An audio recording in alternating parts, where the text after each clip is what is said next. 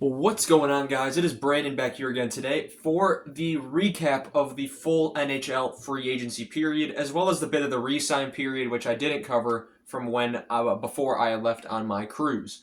So we have all the names on the board that I found notable that have signed. There, of course, are players that others signed who I'd never heard of. Those I didn't bother putting on the board. Any player I'd had heard of or know there's something about them, then I put it on the board.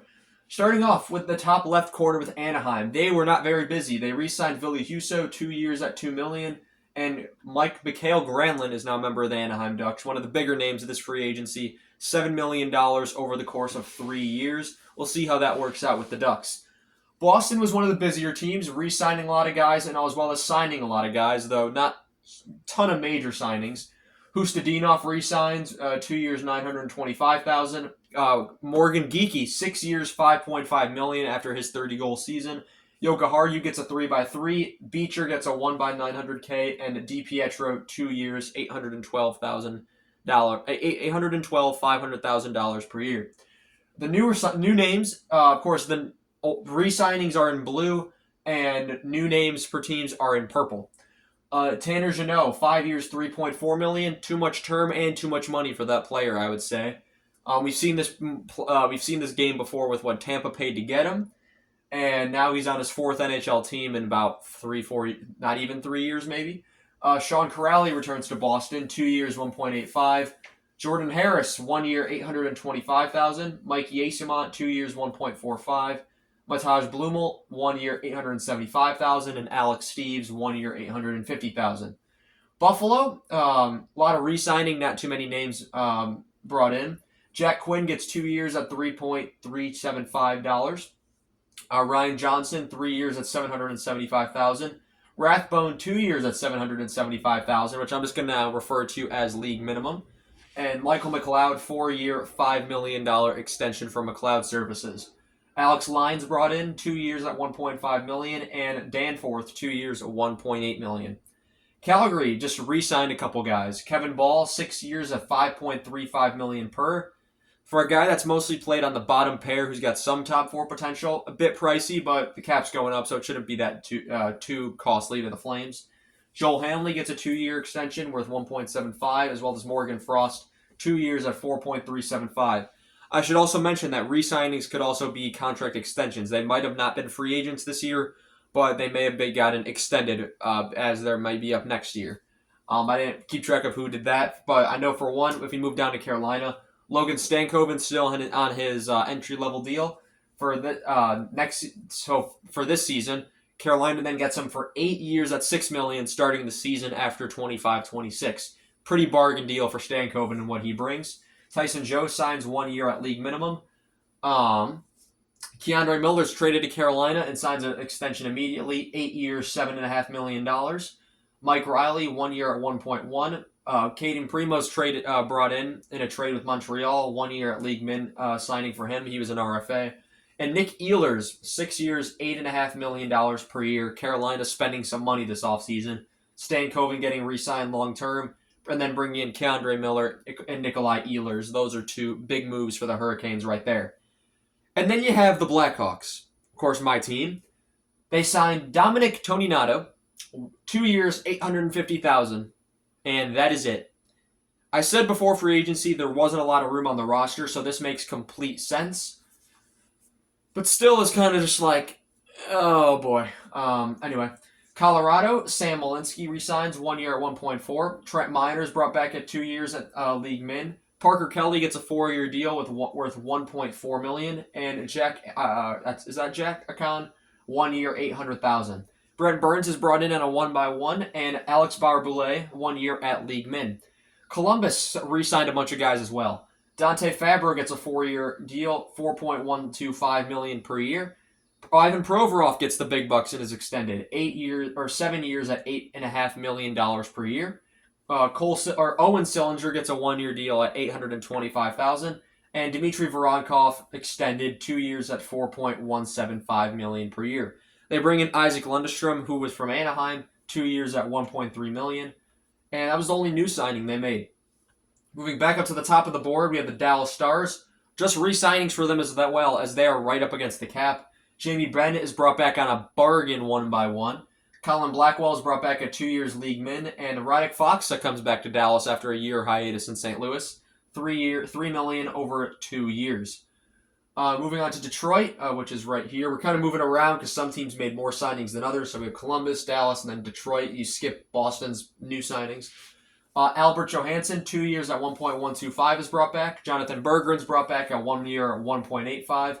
Patrick Kane comes back at 1 year, $3 million, and Soderblom is re-signed at 2 years, 1.125. James Van Riemsdyk is brought in on a 1-by-1. Bernard Docker, who once had a lot of upside for Ottawa and then went to Buffalo and is now signed as a free agent in Detroit, 1 year, $875,000. Ian Mitchell, 1 year at league min, and Mason Appleton, 2 years at 2.9, who had a pretty good playoff run with the Jets. Edmonton, raising some eyebrows.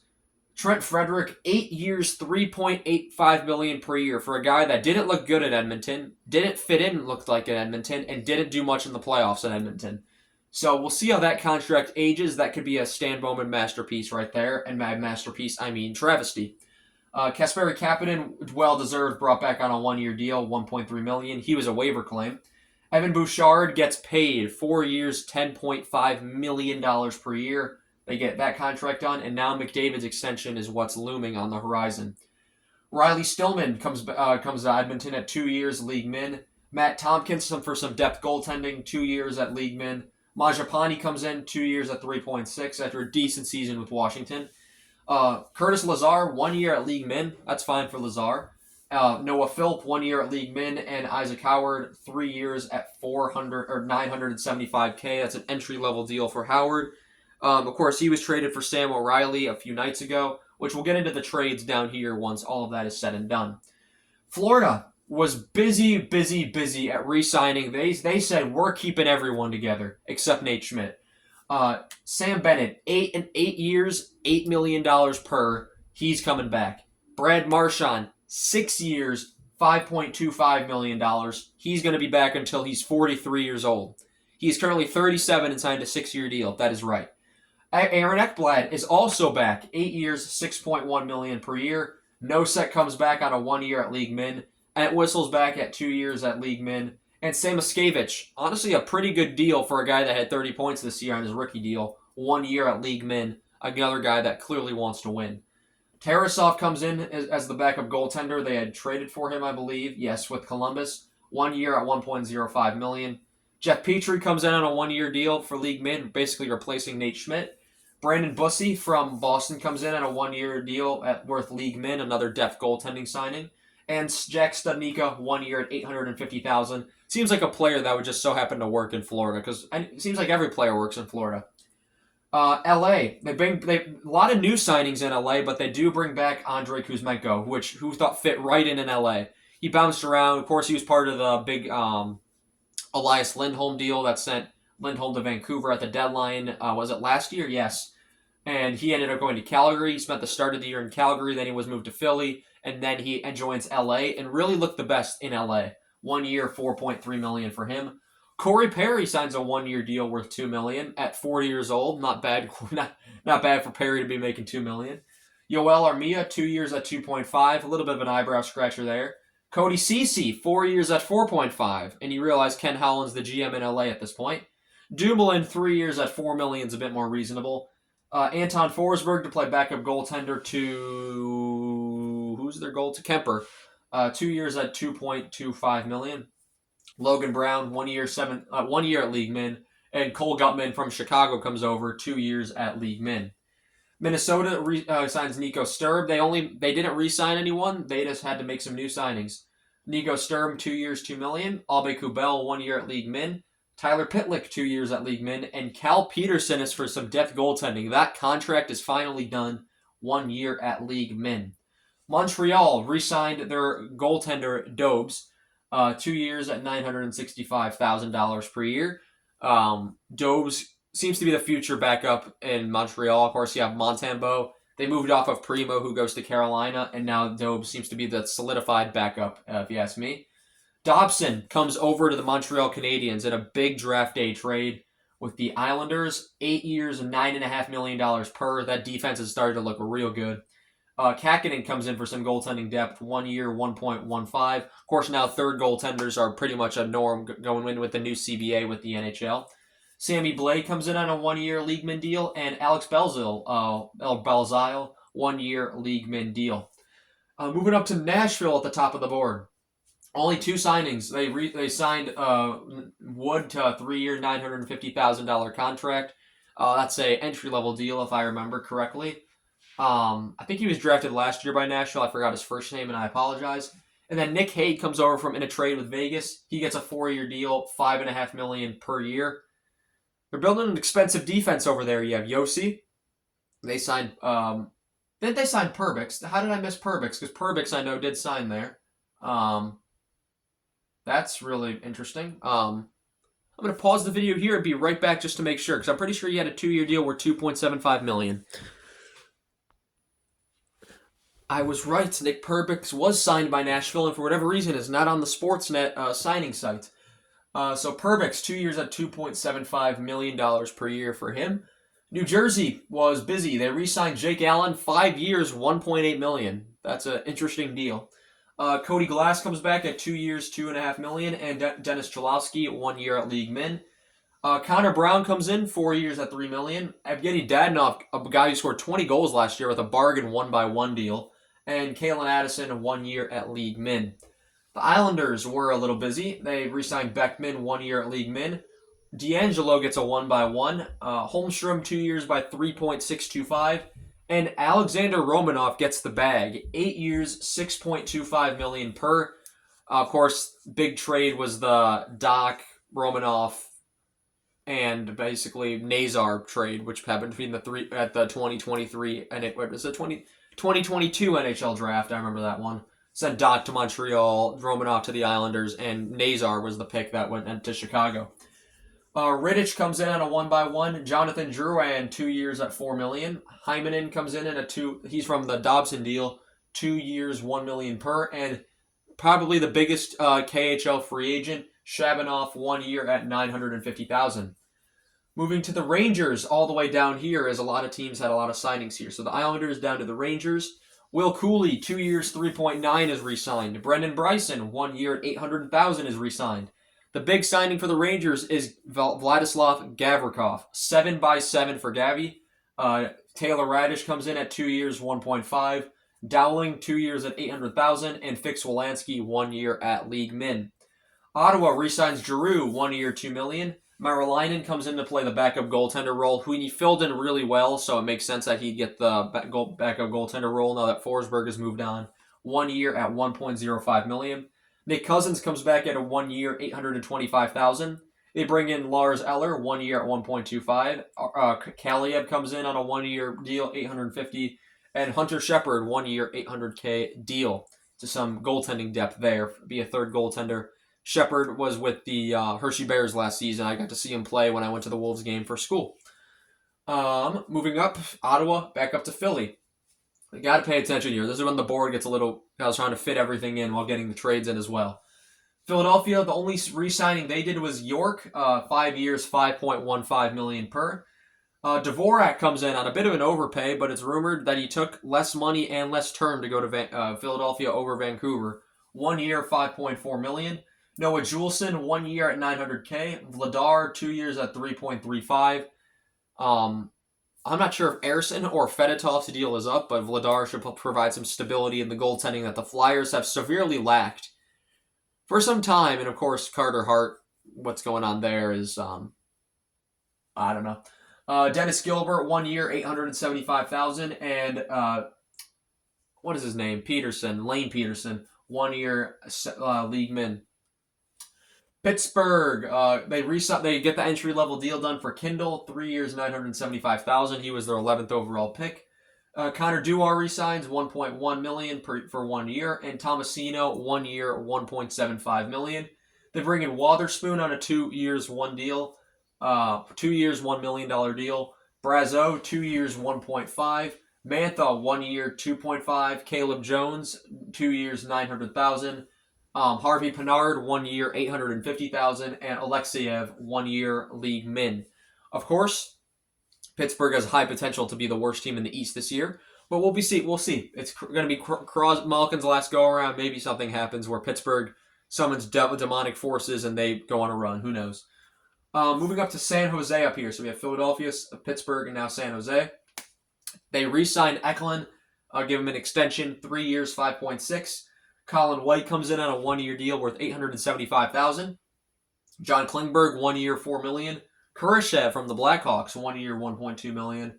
Orlov, 2 years, 6.5. So Orlov, after his time with the Canes, signs now with San Jose, and they're really getting a veteran blue line together in San Jose.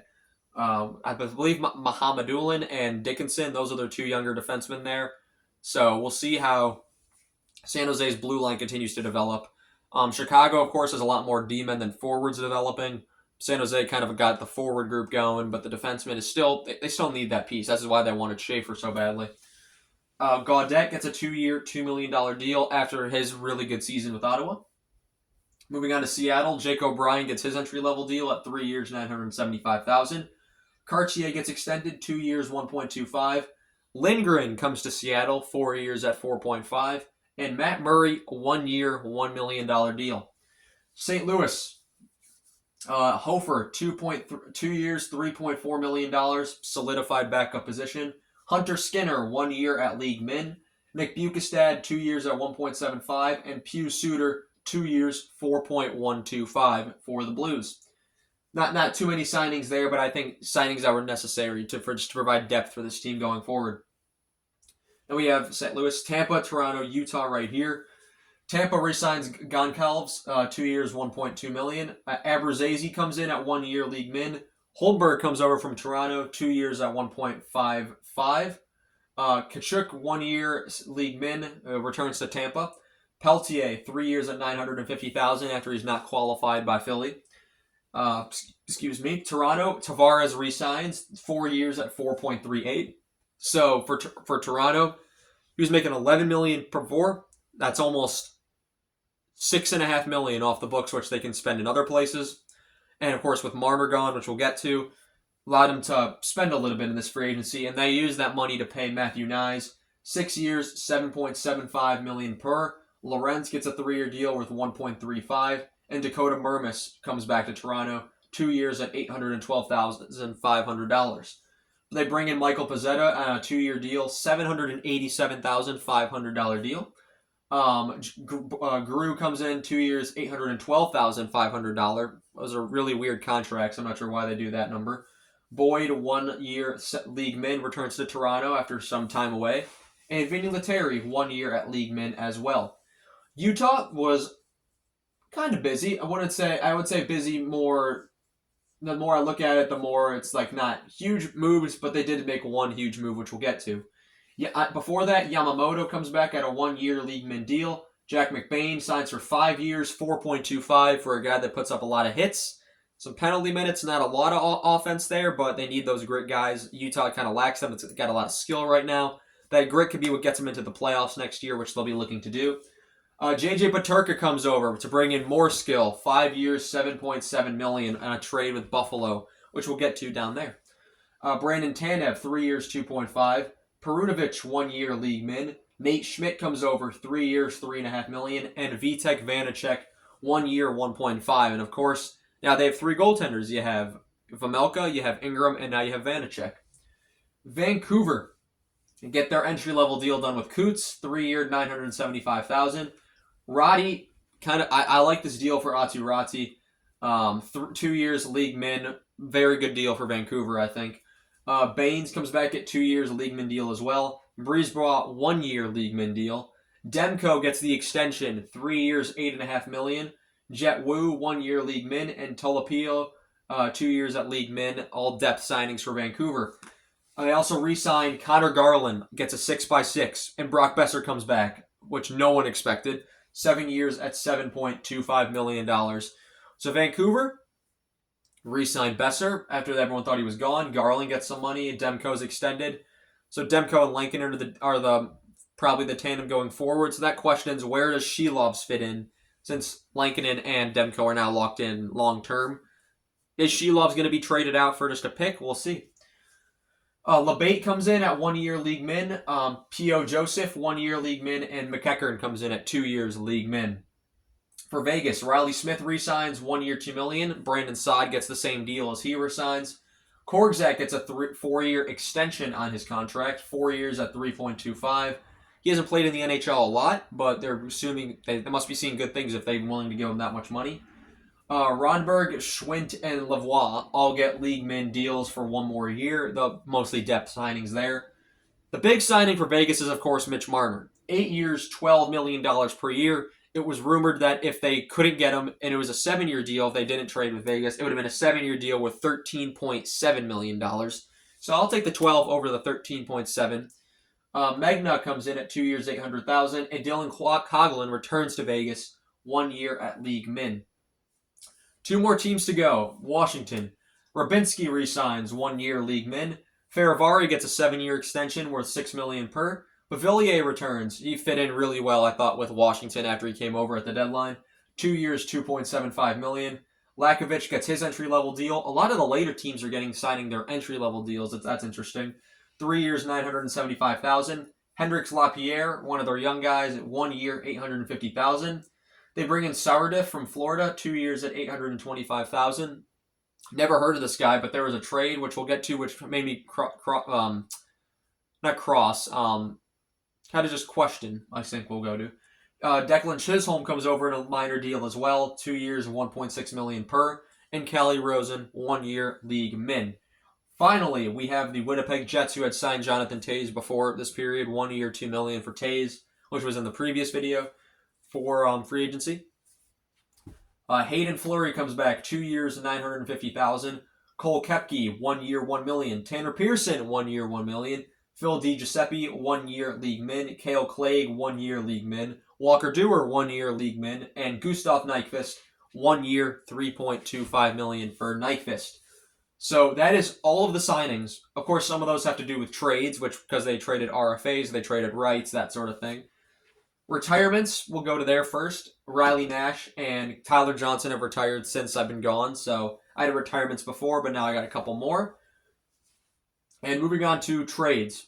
There was actually a lot of trades so far this when I was gone. We went over a bunch before I left, and now we got some more. Evander Kane joins Vancouver for a 2025 4th-round pick going to Edmonton. Excuse me. JJ Peterka goes to Utah. Buffalo gets Michael Kesselring and Josh Doan, which was a bit of a head-scratcher there. Of course, Peterka didn't seem to want to sign an extension with Buffalo. Buffalo gets Kesselring and Doan back. Is that enough for Peterka? It will be seen. Seattle gets Freddie Gaudreau. Minnesota gets a 2025 4th. Florida gets Tarasov. Columbus gets a 2025 5th. Minnesota gets Butler. Columbus gets Brandon Gaunce. Those are just some depth. That's a minor depth trade right there. Washington gets Sourdiff, and Florida gets a 2026 second and a 2027 7th. 6th. 2027 7th and a 20... I'm losing my mind. 2026 second and a 2027 6th. There we go. Bit of a tongue twister there. I have no clue who this Sourdiff guy is, so maybe he comes into Washington and just provides good depth off the bat, but paying a 2nd round and a 6th round pick for him must mean he's got some value. The big trade here, Montreal gets Noah Dobson. Islanders got picks 15 and 16 of the draft, or no, 16 and 17, as well as Emil Hymanen, who is also part of another deal. I believe it was the Tyler Toffoli deal that sent him to Calgary. Columbus take Charlie Coyle and Miles Wood off Colorado's hands. In exchange, they give Colorado gets Gavin Brindley. I've talked a lot here. I'm starting to get tired. 2025 3rd and a conditional 2nd round pick in 2027. Excuse me. LA, they don't have enough space for Jordan Spence on their blue line, so he goes to Ottawa for a 2025 3rd and a 2026 6th. John Gibson is finally gone from Anaheim. He leaves Detroit, which also brings back to Anaheim. Now they have Dostal, who they still need to sign, Mrazek, and they also re-signed Huso, so 3 goalies going in there. But Mrazek, 2027 2nd and a 2026 4th all go to Anaheim. It's decent value for how long Gibson was supposed to be traded for. Washington gets Chisholm in a 2025 6th. Minnesota gets Chase Prisky in a 2025 4th. Pittsburgh got Clifton in a 2025 2nd. Buffalo got Timmins and Beliveau. Not related to Jean Beliveau.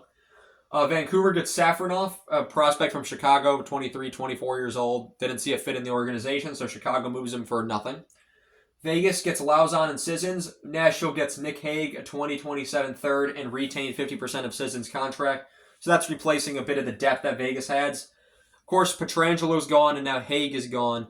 Is the defense in Vegas starting to kind of fall apart? They still have McNabb. They still have Theodore. But eventually now, Lauzon's added, and Korczak's going to play a bigger role. The question is Vegas' defense going to keep up with their style of play, which has been mainly defensive so far in their existence? Detroit gets future considerations in exchange for Vladimir Tarasenko going to Minnesota. If you told anyone that 10 years ago, they would have said you're out of your mind. I could tell I'm getting tired. I might need to take a water break real quick, so I'll be back in just a moment. I'll pause here. We are back. Got my water. Feel a little better in the throat. So now let's move on. Toronto gets Matias Maccelli from Utah in exchange for a conditional third in 2027. Vegas gets Mitch Marner's rights, UFA rights, and they give an entire player in return. Nick Waugh could be a serviceable third-line center for Toronto, depth that Toronto has been looking for. This might be a blessing in disguise for Toronto. It'll be quick to figure it out. If Toronto starts off slow out of the gate, it's going to be, oh, Marner was the piece they shouldn't have moved. But if they do, it's be like, oh, it was Marner's fault, and the hate Marner gets is only going to get worse, which I think is really unfair because Marner's an excellent 100-point player, as we've seen over the last couple of years. Montreal gets a 2026 seventh in exchange for Caden Primo's rights going to Carolina. Of course, they sign him. Edmonton gets a 2027 fifth. Boston gets Victor Arvidsson. So Edmonton was clearing cap space. They get rid of Kane. They get rid of Arvidsson. And they didn't seem to really do much with that. They kind of just re-signed guys they had. They signed Mangiapane. They signed Frederick for an absurdly long deal. And Bouchard gets a lot of money as well.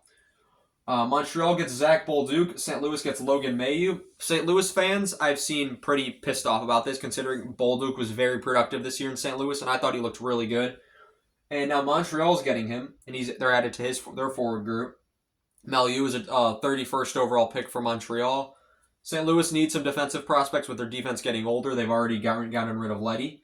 Well, I should have mentioned that Leddy was claimed on waivers by San Jose, so I shouldn't have said that, but I'll just add Leddy to here. Just added to San Jose. And that was via waivers. There we go. So another member of the defense added to San Jose there. Excuse me. Chicago brings back Sam Lafferty for a 6th-round pick in 2026, going to Buffalo. San Jose gets Nedeljkovic to play the backup goaltender role. Pittsburgh gets a 2028 3rd-round pick. Now seeing 2028 picks traded. I'm getting up there in age. I'm just kidding. Carolina gets Keandre Miller. The Rangers get Scott Morrow, a conditional 1st-round pick, and a 2026 2nd-round pick. Big haul there for Miller.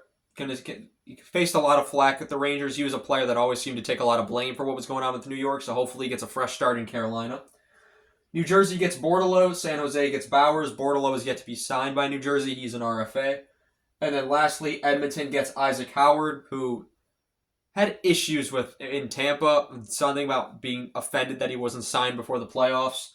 Tampa Bay gets Edmonton's 1st-round pick from last year at 32nd overall, Sam O'Reilly.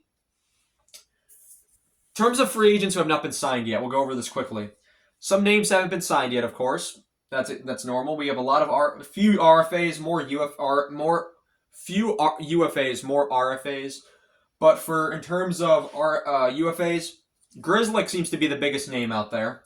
Jack Roslovic, Jeff Skinner, Ilya Samsonov, Evgeny Kuznetsov, Victor Olofsson, Yoel Kiviranta, Nikolai Kovalenko, Michael Carcone, Luke Cunnin, and Craig Smith to be the most notable of the UFAs. For RFAs, pretty notable list. Gabriel Velarde, Marco Rossi, Mason McTavish, Capo Caco, Luke Hughes, Bowen Byram, Alex Laferriere, Connor Zary, Luke Evangelista, Dylan Sandberg, Jake Evans. And then for the Hawks, I just kind of put these on the board because they're Hawks. Louis Crevier, Wyatt Kaiser, Arvid Soderblom, all as well have not been re-signed by the Hawks. So, yeah, that's basically the 2025 free agency class.